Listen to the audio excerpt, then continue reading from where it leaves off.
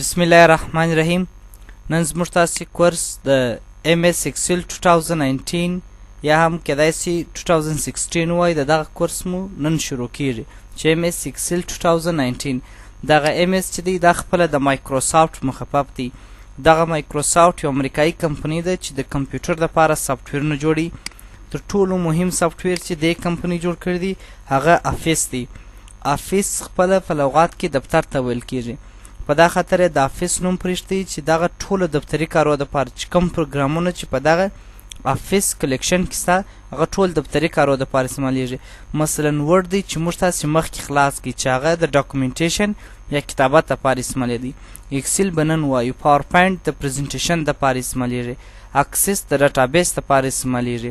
پبلیشر د ډیزاین دپاره استعمالیږي. ته یو ریکارډ ډیزاین کې، بزنس کارت ډیزاین کې، سرټیفیکیټ ډیزاین کې، دغه رقم آوټلوک د ایمیلو دپاره استعمالیږي. پروجیکټ د پروژو دپاره استعمالیږي. دغه ټول افیس موږ په دغه کورس کې وایو. نو نن چې موږ د دغه افیس څخه شروع کوو اکسل شروع کوو. اکسل خپله لغوي معنی غوروالي ته ویل کېږي. یعنې تاسې چې هلته بیا کمپیوټر ته اکسل انسټالوئ اکسل نه انسټالیږي. هلته تاسې MS افیس یا مایکروسافټ افیس 2019 یا 2014 رانیسئ. د دغه اکسل موږ ته چې وایو 2019 وایو. ما اوس نه دی انسټال کړی نو ځکه مې 2014 ولیکئ چې نن 2014 وایو. خو کېدای سي زه 2019 ته واړم چې هغه فرق دی هغه زه درته وایم. نو دغه 2019 چې دی دا د ډ ماډل دی چې موږ ته دغه نوی ماډل وایي. تر 2019 څخه تر اوسه پورې نوی ماډل نه دی راوتلی. د دغه اکسل پروګرام دوهم نوم سپریډ شیټ دی. ځینې کسان یې د سپریډ شیټ په نامه پېژني، ځینې د اکسل په نامه پېژني. په اروپایي هېوادو کې اکسل نه ورته ویل کېږي، ورې سپریډ شیټ ورته ویل کېږي. دغه اکسل پروګرام د کالکولیشن دپاره استعمالیږي. کالکولیشن خپله محاسبې ته ویل کېږي. که غواړو چې موږ تاسې محاسبه اجرا کړو، یو خو محاسبه هغه اکاونټینګ دی، هغه جلا خبر دی چې تاسې وایاست. خو دغه کالکولیشن محاسبه دلته دا معنا لري څو پیسې راغلې، څو ولاړې، څو سود سو، څو مالیه سوه، ګټه تاوان، دغه ټوله شیان چې موږ اجرا کوو دا دلته په کالکولیشن یا په محاسبه کې په اکسل کې کولی سو. بل په دې کې تر ټولو مهم خبره ځانګړتیا چې ستا په کښې کې هغه فلټر موږ پکښې اجرا کولی سو. د فلټر دپاره استعمالیږي. فلټر معنا تصفیه کول. مثلا پوهنتون کې موږ ته پوهنځیان ته شاګردان محصلین راکامیابه کېږي، موږ ته باید د حقوق پوهنځي شاګردان جلا کوو. عمومي لیست دی دا چې زه په یوه کلیک سره د حقوق پوهنځي شاګردان جلا کوم، دا موږ ته په اکسل کولی سو. دغه ته فلټر ویل کېږي. بل دی د انالایزینګ دپاره استعمالیږي. انالایزینګ معنا تجزیه کول. که غواړو چې موږ تاسې خپله ډاټا انالایز کو، تجزیه کو، پر برخو برخو یې وویشو، د دې څخه استفاده کوو. بل سورټینګ په دې کېږي. سورټینګ معنا ډاټا منظم کول. اوس مثلا د کانکور نتایج که تاسو وګورئ، مثلا 2 لکه کسانو امتحان کړي. اوس په دې کې تاسې اول نمره څنګه معلومولی سئ؟ تاسې په سورټ کې په یوه کلیک سره اول نمره معلومولی سئ. دلته یا مثلا نتایج رسېدلي اوس اول نمره څوک سو یو کلیک پر کو هغه اول نمره خپله راته ښیي. نو موږ تاسې سورټ پکښې اجرا کولی سو. بل په دې کې موږ تاسې څه کولی سو؟ ګرافونه جوړولی سو. که غواړو چې موږ تاسې ګراف جوړ کړو د اکسل پروګرام څخه استفاده کوو. نو دغه هغه د اکسل پروګرام استعمال دی چې اکسل پروګرام د محاسبې دپاره استعمالیږي چې موږ تاسې تصفیه فلټر کولی سو، تجزیه انالایز کولی سو، سورټینګ ډاټا منظمه کولی سو، او کریټینګ چارټس یا هم ګراف. که غواړو چې مختلف ګرافونه رسم کو، موږ تاسې په کوم پروګرام څخه استفاده کوو؟ د مایکروسافټ اکسل څخه. نور باید موږ تاسې اکسل پروګرام ته داخل سو. اکسل پروګرام 6 او 7 د راخلاصولو طریقې لري. هره طریقه چې تاسې زده کوئ زده کړئ، فقط چې تاسې دونه پوه سئ چې اکسل پروګرام څه ډول راخلاصېږي. کومې طریقې چې ما په مایکروسافټ ورډ کې درته ویلي ټولو طریقې هغه رقم دي. مثلا یوه طریقه دا ده چې په ډیسکټاپ رایټ کلیک کوو، نیو ته راځو. په نیو کې دلته د ده څه جوړو؟ ورکشیټ جوړو. ورکشیټ دا د جوړ سو. هر کله چې موږ اکسل خلاصو رایټ کلیک وکړئ، اوپن یې کړئ، یا هم ډبل کلیک وکړئ، یا هم د انټر بټن ووهئ، تاسو ته مایکروسافټ اکسل پروګرام چې کېږي اوپن کېږي. بله طریقه یې داسې ده چې که تاسو غواړئ چې مایکروسافټ اکسل خلاص کړئ، تاسې به سټارټ ته راسئ. په دغه سټارټ کې تاسو دلته وګورئ که چیرې اکسل پروګرام پروت را خلاص یې کړئ، حتما به کېدای سي دلته پروت وي. تیر سو دا دی دا اکسل پروګرام دی. کلیک پر کوئ، تاسو ته اکسل پروګرام را خلاصېږي. بله طریقه یې داسې ده چې موږ تاسې د هغه سټارټ منیو ته راځو. په دې ځای کې ساده اکسل لیکو، هم اکسل راته راخلاصېږي. بله طریقه دا ده چې ما تاسو ته په وینډوز کې ویلي وه چې دغه ټاسک بار ته یې تاسو اضافه کوئ. رایټ کلیک پر وکړئ، پین ټو ټاسک بار ته اضافه کړه، and also pin it to start menu ته اضافه کړه. هم اوس په دغه start menu کې به اکسل پروګرام پروت دی چې موږ تاسو پرې خلاصولی سو په اسانۍ سره. کلیک ورکو، هم په دغه ټاسک بار باندې پروت دی. تاسو پر اکسل کلیک کوئ، اکسل درته راخلاصېږي. یو بله طریقه دا ده چې تاسو د ټاسک بار دغه د رن د لارې راخلاص کړئ. په رن کې موږ تاسو ساده اکسل لیکو تر څو دغه د رن طریقه باید د ټول ځای. که تاسو وګورئ اکسل پروګرام اوس موږ تاسو چې سو اوپن راخلاص سو. په دې اکسل کې اوس دوې صفحې ښکاره کېږي. یو اکسل ریسینټ ښکاره کېږي. اکسل ریسینټ کې هغه فایلونه موږ ته ښیي چې موږ تاسو مخکې راخلاص کړي. اوس ګور دی تا ته وایي چې تا شهرت استادان پوهنتون کندهار دا جې راخلاص کړ دي، د 1995 کال د تعیناتو جدول جې راخلاص کړ دي، مثلا دا تشکیل جې راخلاص کړ دي. که موږ تاسې کلیک پر وکړو هغه فایل که زموږ سره په کمپیوټر کې پروت وي په اتومات ډول 2 مارې بیا راته راخلاصېږي.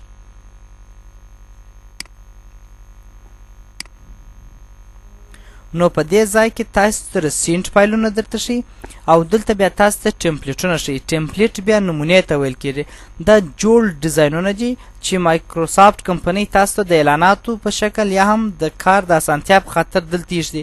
اوس مثلا زه بودیجه جوړوم نه مې دی زده، دوی درته جوړ کړی چې په دا شکل یې جوړ کړه. مثلا ته یو کمپنۍ د پور ورکوي، دا پور په کښتو کې ورکول کېږي، سود دی، دا زمانه زه څنګه جوړ کړم، دوی دا دی جوړ کړی تحصیل کوي. دا انشاءالله الرحمن موږ یوه ورځ بیا ورته وایو چې بیل څنګه جوړېږي، دا به انشاءالله بیا ورې ووایو د خیر سره چې کله اکسل یو څو فارمولې مخته ولاړ سو.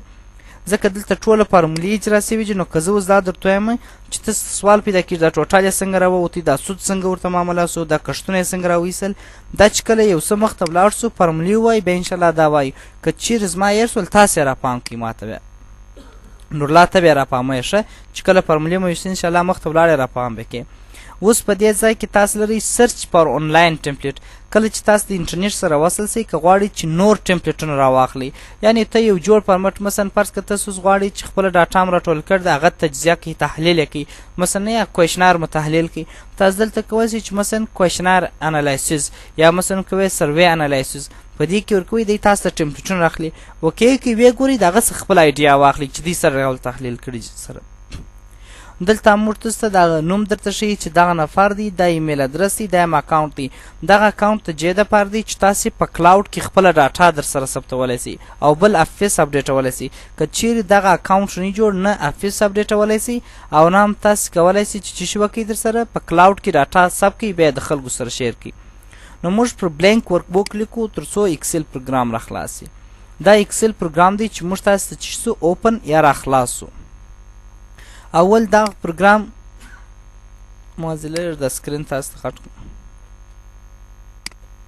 دغه د سر لیکه دغه بوک 1 چې لیکل سوی د اکسل که تاسو ته معلومیږي دغه ته ټایټل بار ویل کېږي. ما زه یو عکس درته واخلم په دې ځای کې تاسو ته معلوم سي.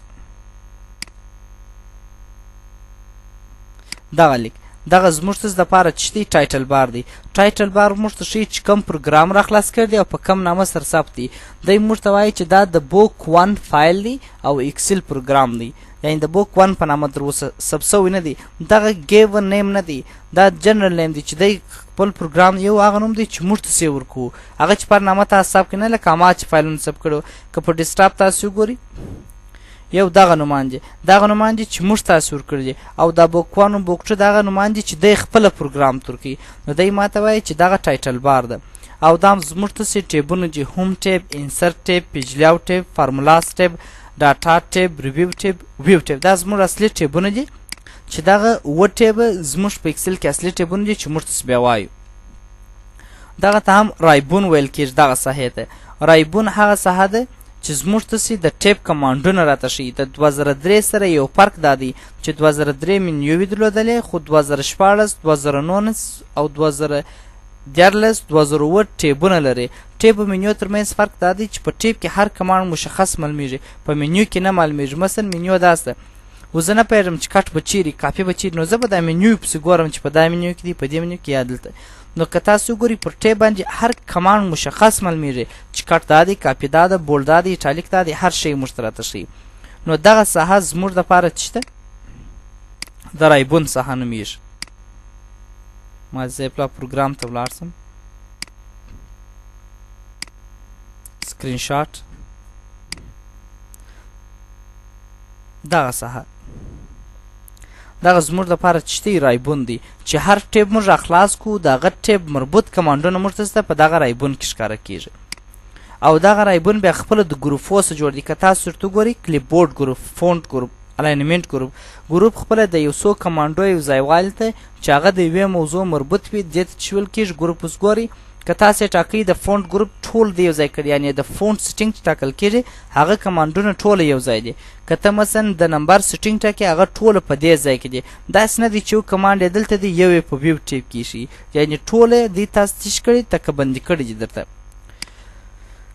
دغه یوې خانې ته خوسیل ویل کېږي او دې ته چې ویل کېږي کالم ویل کېږي کالم خپله ستون ته ویل کېږي عنوان چې دا کالم د ټایټل دپاره خپل استعمالیږي که غواړو چې موږ ته یو عنوان ولیکو د کالم څخه استفاده کېږي او را چې د خپله لیک ته ویل کېږي را د یوه کس په اړه چې معلومات لیکل کېږي دې ته بیا چې ویل کېږي را ویل کېږي او دا سیل چې دی خپله د انټرسیکشن اف راینټ کالم از کالډ سیل د راګانو او کلمو و تکاتو ته چې ویل کېږي سیل چې یو بل سره وکاته کې یوې خانې ته څه ویل کېږي اصلي هدف دا شی دی اوس موږ تاسې په اکسل کې 10,48,586 راګانې لرو یعنې دا رقم 10,48,586 راګانې موجود دي او دارنګه 16,384 چې موجود دي کالمونه موجود دي تاسې دغه 10,48,586 راګانې په 16,384 کې ضرب کړئ چې هر څو سول د جې معنا دا ده چې په اکسل کې دومره خانې موجود سلونه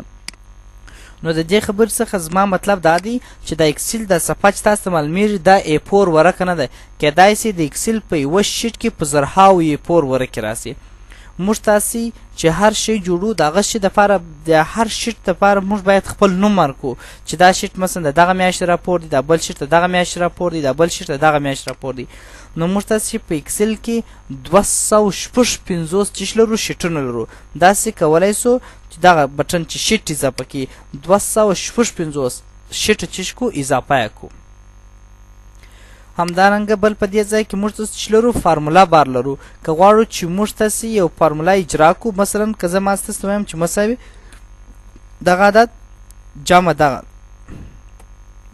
عدد انټر که ما جواب راکړئ په دې ځای کې خو ما ته هغه عدد یوازې راته ښکاره کېږي خو که تاسو وګورئ دلته تاسو ته فارمولا ښکاره کېږي چې دا مساوي وال سوی ده دغه عدد جمع سوی دی دغه عدد څه نو فارمولا یې دلته ښکاره کېږي او موږ په دا خپله فارموله کې دلته تغییر هم راوستلی سو دا یې څه کراته تاسو دلته تغییر نسئ راوستلی ته که دلته تغییر راولې دا ستا څخه ډیلیټېږي که زه نور عدد لیکم هغه عدد یې د منځه ځي نو چې تاسو کله غواړئ تغییر راولئ دلته به کلیک وکړئ بیا خپل فارموله کې تغییر راوستلی سئ او یا هم بله طریقه یې داسې تغییر راولو چې ډبل کلیک وکړو کله چې ډبل کلیک وکړو په حقیقت کې هغه فارموله بار موږ ته دلته راته راځي بیا کولی سو نو ته دلته کولی سې کینسل دا کینسل کې راته یعنې ایسته که دا کم تغییر چې زه راولم دا ایسته که ګوره هغه ستا فارموله ایسته سول د دا ځای څخه هغه عدد درته ښکاره سول که ته غواړې چې اوکې کې یا انټر بس څه دي دا قبول مې دی دا کم شی تا ورکړ دی قبول مې دی انسرټ فنکشن که غواړو چې فارموله اجرا کړو د دا کمانډ لارې کولی سو دا چې ورته رالو وایل ښه دا زه اوس فقط تاسو ته ما د انټرفیس تشریح کوم دا د شاوخوا درته وایم او دا هم زموږ دپاره چې دی نیم بوکس دی نیم بوکس موږ ته ښیي چې دغه د ای کالم اوومه را ده ګورئ E7 لیکل سوی دی E7 دا معنا چې د ای کالم او څومه را اوومه را په دې ځای کې راته ښکاره کېږي او دا هم زموږ شیټونه دي چې موږ تاسې کولی سو چې انسر شیټ اضافه کړو هر څو شیټ چې اضافه کوئ اضافه کولی سئ دا د دې دپاره چې ستاسو ډاټا په منظم ډول راسي تاسو د هر شي دپاره خپل شیټ اوس ګورئ تاسو کویشنایر تحلیلوئ مثلا هغه 15 سوالونه دي نو ته به د یوه کویشن دپاره یو شیټ د بل کویشن دپاره بل شیټ د بل کویشن دپاره بل شیټ تحلیل به بیا په بل شیټ کې کوئ او دا هم تاسو کولی سئ چې دا سکرول بار دی چې تاسو د صفحه پورته وکښته کولی سئ زه ما یو څه دا راګان ډېر کړم اوس ګور زموږ صفحه چې پورته وکښته کېږي د ده په واسطه چې کېږي پورته وکښته کېږي یعنې لوړ او لاندې درته راځي او دا هم په هورزنټل دوه ډوله موږ لرو یو په ویرټیکل سته یو په هورزنټل دا ویرټیکل دی او دا هم هورزنټل دی د ستا صفحه تاسو ته په افقي ډول دا داسې درته ښیي بل په دې ځای کې تاسو کولی سئ دا زومین را نږدې کړئ دا درته چاپېږي نه په دغه حالت کې یوازې او یوازې تاسو ته ښکاره کېږي تر 400 پرې تاسو کولی سئ را نږدې کړئ او تر 1000 پرې کولی سئ د ځان څخه یې لرې کړئ سټنډر حالت یې چې موږ ته اوس په دغه حالت کې چاپېږي هم هغې 100 حالت دی دا بیا د صفحې ډولونه دي په دې ځای کې. دا صفحه د نارمل په شکل راته ښکاره کړه چې عادي حالت دی. دا د پیج لیاوټ په شکل ښکاره کړه چې د دې بیا یوه ګټه دا ده چې تاسې په دغه صفحه کې هیډر او فوټر ورکولی سئ. هیډر او فوټر موږ تاسې په ورډ کې وویلی. او بل په دې ځای کې پیج بریک دی چې په دې کې بیا موږ تاسې د پرنټ اسانه سیټینګ ټاکلی سو. کله چې ورته رالو په ویب ټیپ کې دا خبرې کو د خیره سره چې ورک بوک ویوز په څو طریقو موږ تاسې کولی سو. اوس نارمل دغه د شاوخوا وه او دغه هم کلوز بټن دی چې دا پروګرام راته کلوزي. دا هم ریسټور ډاون دی چې دا زموږ صفحه کوچنۍ کوي. ګورئ کوچنۍ سول. که غواړئ چې میکزمایز بیرته یې غټه کړئ دلته کولی سئ او مینیمایز ټاسک بار ته یې راکښته کړه. زموږ صفحه ټاسک بار ته راکښته سول. هر کله چې تاسې دوباره کلیک وکړئ بیا درته ښکاره کېږي. دغه بټن چې دی رایبون ډسپلی دلته ورته وایي چې اټو هاید رایبون راته پټ کړو. اوس ګوره زموږ رایبون نه راته ښکاره کېږي. که غواړو چې بیرته یې ښکاره کړو بیا پر دې ځای باندې کلیک وکړو ورته دا راته ښکاره کړه. دلته لرو شو ټیبس یوازې ټیب راته ښکاره کړه. رایبون مه ښکاره کړه ټیبونه یې ښکاره کړي. کله چې تاسو پر هوم ټیب کلیک وکړئ بیا د هوم ټیب کمانډونه ښکاره کړي. که ایسه سئ بیا هغه ستاسو ټیبونه پټېږي. د دې دپاره چې دا ښکاره سي تاسو دې ځای ته راځئ ورته یا شو ټیبس اینډ کمانډز هم ټیبونه ښکاره کړه هم یې کمانډونه راته ښکاره کړه. اسانه لاره دا ده که ځینې وخت دا درڅه ورک و ډېر وخت محصلینو شاګردان څه دا ورک دلته ودرېږئ ډبل کلیک پر وکړئ بیا هېڅکله نه پټېږي ټول عمر درته ښکاره کېږي. او دا هماغه آیډي ده چې ما درته وویل چې تاسې د مایکروسافټ آیډي جوړه کړئ تاسې ساین ان سوی یاست دلته یې درته ښیي. اوس نو یوه خبره مهمه دا ده چې د اکسل 3 مهمې ځانګړتیاوې لري یا خصوصیات یې تاسې ورته وایاست کرکټریکس یې ورته وایاست هر شی چې تاسې بولئ. یوه ځانګړتیا دا ده چې دی د سیریز خاصیت لري. سیریز خپله سلسلو ته ویل کېږي. مثلا ما یو ولیکئ دلته مې دوه ولیکل. که دوی دواړه داسې انتخاب کړي یو نه دواړه به انتخاب کړي دغه د جمع نښان چې کله ښکاره سي دا موس به داسې راکش کړي. دی تا ته خپله مسلسل شمارې راولي نه هلته تاسې نمبر لیکئ مثلا دی خپله درته راولي. یا مثلا زه دلته رالم یو مې ولیکئ دلته مې 3 ولیکل. اوس د دوی ترمنځ فرق څو دی 2 دی. نو تا ته ټوله تاک عدد درته راولي. ټوله تاک عدد موږ ته راځي دا رقم 5 اوه 9 داسې شکل درته راځي.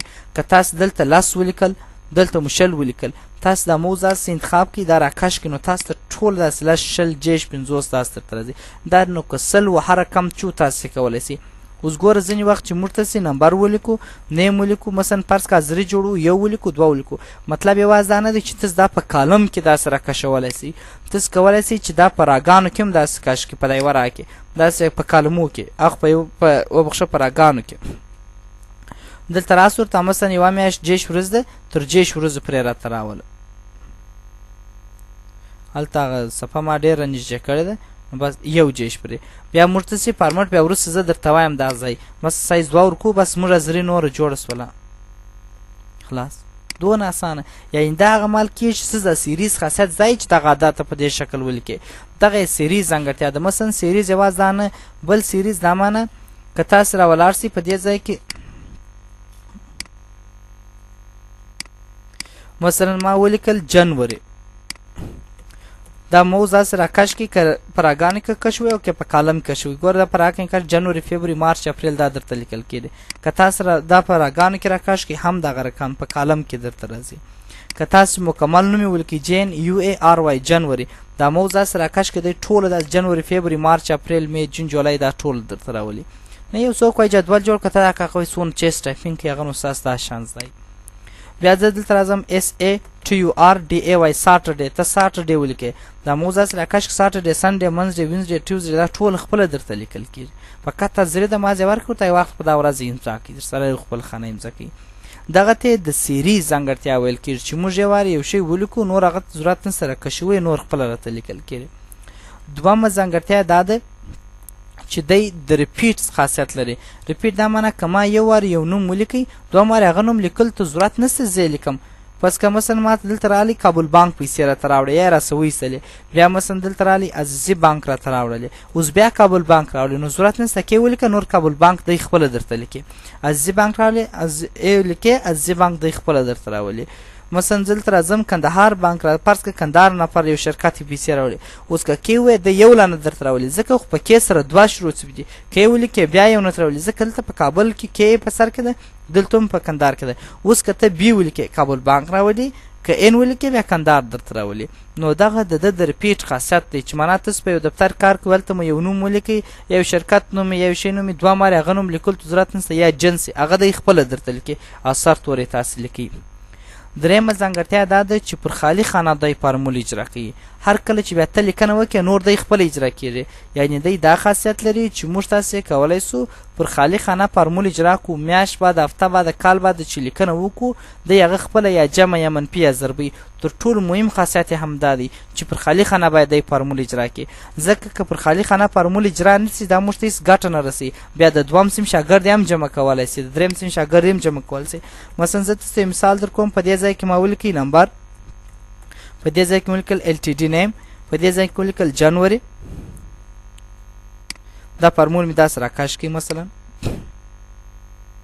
دغه یو څو میاشتو راپور دی. فرض که زه غواړم چې دا مجموعه راوباسم، څو پیسې راغلي دي او څو پیسې مصرفېږي. دلته ما ورکړي ته ولیکل ټوټل. زه یو فارمول اجرا کوم، فارمول مه زده کوئ، په دا خاصیت یې ما سر خلاص کړي چې دا فارمول څنګه خاصیت لري. مساوي سم قوس خلاص. زه ورته همدغه عدد په خپل منځ کې راته جمع کړم، قوس بند انټر کړئ. تاسې نور خو د سیریز خاصیت یې نه ماتول، یو وارې فارمول اجرا کړئ نور راکاش کړئ ټوله خپله جمع کېږي. اوس ګورئ زموږ جدول جوړ سو. دا دی اوس که میاشت بعد، هفته بعد یو څوک راسي لیکنه وکړي دا خپل اجرا کېږي. خاصیت یې مهم دا دی چې سیسټم باید جوړ کړي. اوس مثلا فرض که تا ته راغلی مثلا د احمد الله په نامه سره یو نفر دی، په جنوري کې ما ته راوړل 2 پیسې. که تاسو وګورئ 40,000 ډایرکټ هلته ولیکل سولې، که په دې میاشت کې ما ته راوړي 10,000 هلته ډایرکټ لیکل کېږي 40,000 سولې.